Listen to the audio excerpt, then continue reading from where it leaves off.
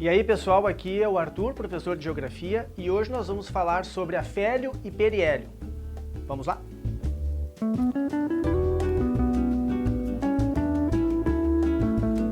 Pessoal, vocês devem estar lembrados de uma aula que foi dada pelo professor Cláudio de Física sobre as 3 leis de Kepler. Então vamos dar uma recordada, porque essas leis vão ser importantes quando nós formos trabalhar afélio e periélio. Pode ser? Então vamos lá. A primeira lei de Kepler é a lei das órbitas. É aquela que diz que os planetas descrevem órbitas elípticas em torno do Sol. E em função disso, o Sol acaba ocupando um dos focos dessa elipse. A segunda lei de Kepler é a lei das áreas. É aquela lei que diz que os planetas varrem áreas iguais em tempos iguais.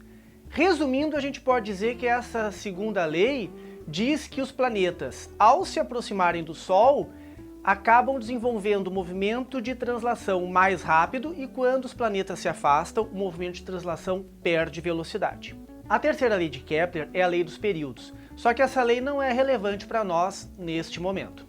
De todas essas leis que nós vimos, as 2 primeiras são mais importantes. E por quê? Porque elas têm uma relação direta com fenômenos que ocorrem na Terra. A primeira lei de Kepler, que é a lei das órbitas, ela tem uma relação direta com o fato da Terra estar mais próxima ou mais afastada do Sol. Quando a Terra se encontra mais próxima do Sol, nós dizemos que ela está no periélio. Quando ela está mais afastada do Sol, nós dizemos que ela está no afélio. O periélio ocorre aproximadamente no dia 3 de janeiro. Já o afélio ocorre aproximadamente no dia 4 de julho. 4 de julho, por sinal, que é o dia que se comemora a independência dos Estados Unidos. Em média, a Terra se encontra a aproximadamente 150 milhões de quilômetros do Sol. Quando a Terra se encontra no periélio, essa distância vai para aproximadamente 147 milhões e meio de quilômetros. E quando a Terra está no afélio, ela vai chegar a algo em torno de 152 milhões e meio de quilômetros. Muita gente ainda acha que as estações do ano ocorrem em função da maior aproximação ou afastamento da Terra em relação ao Sol. Ou seja, acham que o verão ocorre porque a Terra está mais perto do Sol e o inverno porque a Terra está mais afastada do Sol. Só que essa linha de raciocínio ela é errada. Se fosse dessa maneira, o hemisfério norte e o hemisfério sul teriam o verão na mesma época do ano, bem como o inverno também na mesma época do ano. Isso não ocorre, porque quando é verão no hemisfério sul, no hemisfério do norte é inverno, e vice-versa.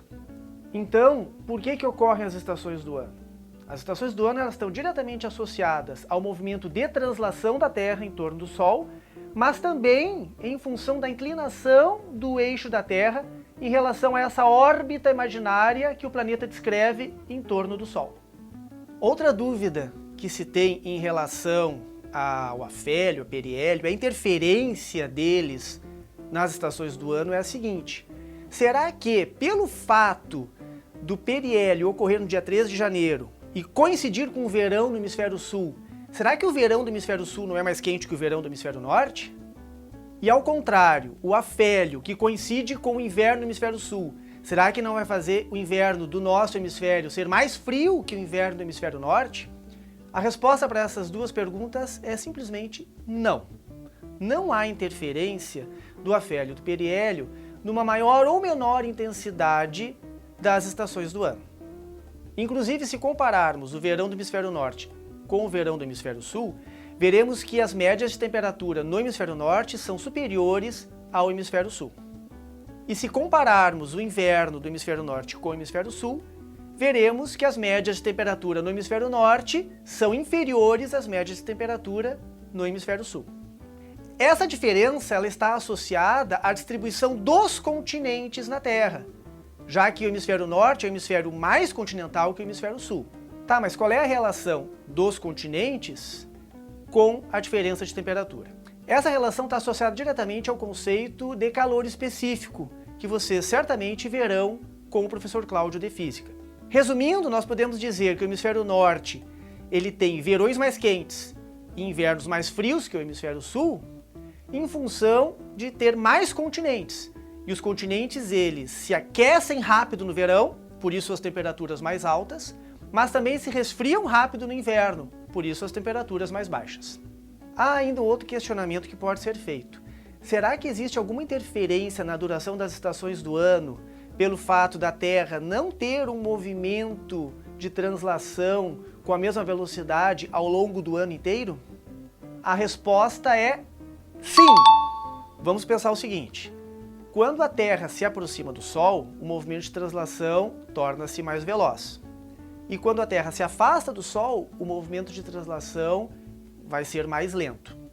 Logo, a duração das estações que ocorrem no periélio serão um pouco menores que a duração das estações que ocorrem no afélio, já que no afélio o movimento é mais lento.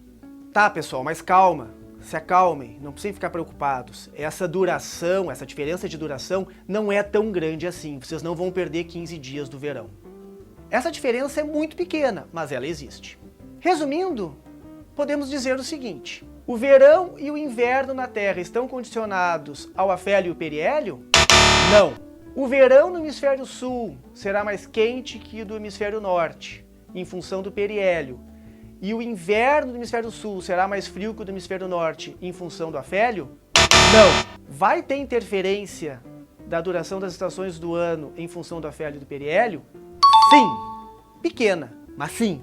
Pronto, agora você já sabe o que provoca ou não as estações do ano.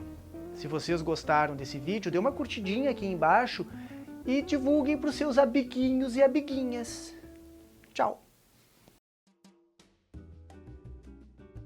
Acho que ficou o teu valendo ali no enfim. Tá. A terceira lei...